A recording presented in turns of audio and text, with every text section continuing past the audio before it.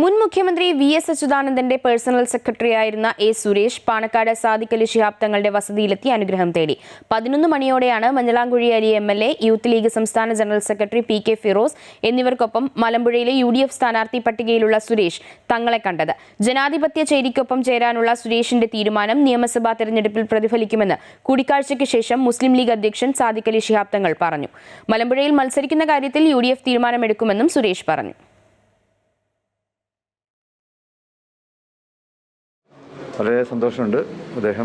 നമ്മൾ പലപ്പോഴും അദ്ദേഹത്തെ കാണാറുണ്ടായി എസിൻ്റെ കൂടെ ആയിരുന്നു. അതിനുശേഷവും പലയിടത്തും വെച്ച് കാണാറുണ്ട്.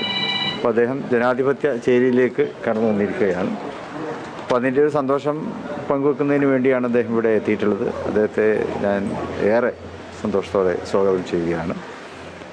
രാഷ്ട്രീയ കേരളത്തിൽ തന്നെ നല്ല ചിന്താപരമായിട്ട് നല്ലൊരു മാറ്റങ്ങൾ, നല്ലൊരു സന്ദേശം ഇതിലൂടെ നമുക്ക് പുറത്തേക്ക് നൽകാൻ കഴിയും എന്നാണ് ഞങ്ങളൊക്കെ വിശ്വസിക്കുന്നത്. കാരണം സുരേഷിന് ഒരുപാട് കാലത്ത് പാരമ്പര്യമുണ്ടല്ലോ, അത് ജനങ്ങൾക്ക് അത് ബോധ്യവുമാണ്.